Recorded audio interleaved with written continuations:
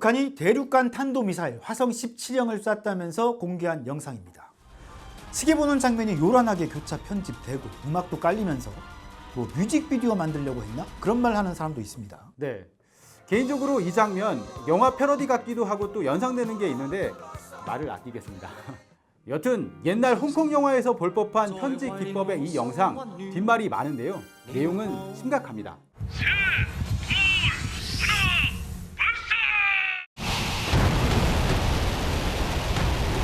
북한 방송은 발사 전 과정을 공개했는데요.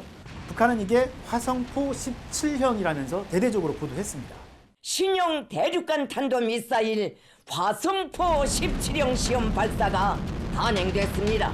그런데 우리 군은 이번에 쏜 건 화성 17형이 아니라 화성 15형이라고 판단했습니다. 먼저 제기됐던 게 북한이 화성 17형을 쐈다는 3월 24일 평양은 흐렸는데 영상 속 날씨는 막다는 거죠. 네.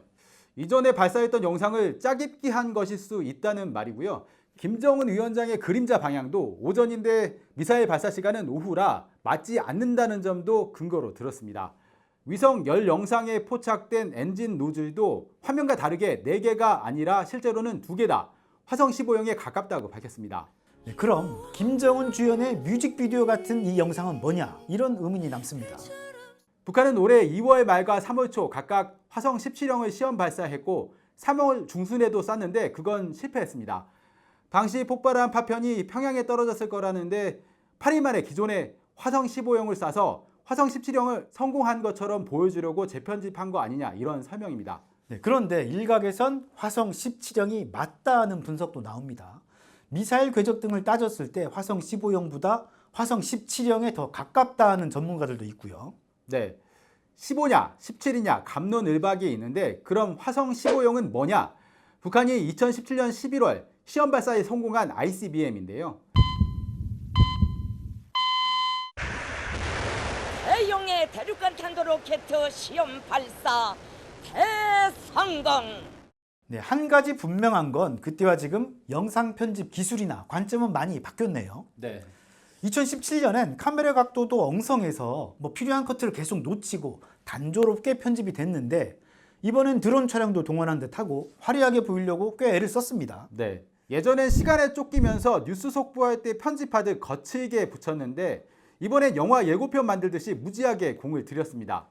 그런데 화성 15형도 미국 본토가 사정권에 들어가고요. 북한은 당시 핵무력 완성을 선언하기도 했습니다. 미국 본토 전역을 타격할 수 있는 초대형 중량급 핵탄도 장착이 가능한 또 하나의 신형 대륙간 탄도 로켓 무기 체계를 보유하게 됐습니다. 화성 17형이 처음 공개된 건 2020년 열병식 때였는데요.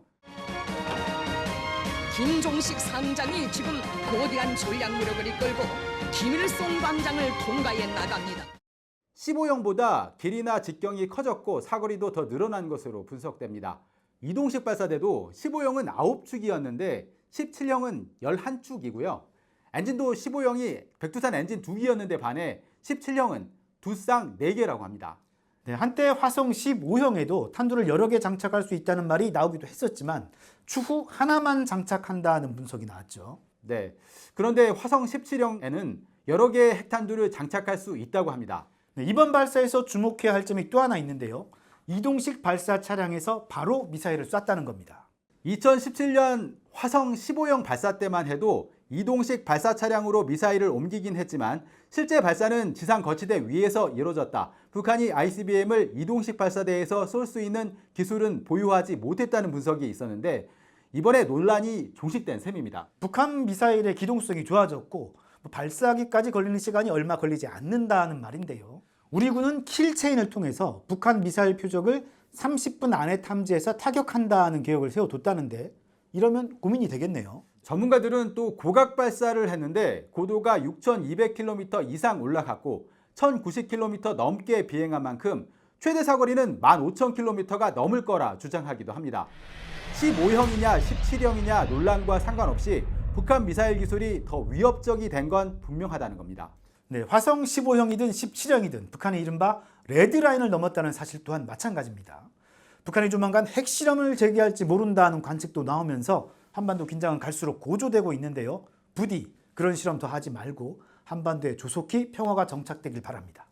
과장보도 가짜뉴스를 거부하고 오직 팩트의 확대경을 쭉 들이댑니다. 네, 김 팀장의 북한 확대경 다음 시간 더 알찬 내용으로 찾아오겠습니다. 안녕.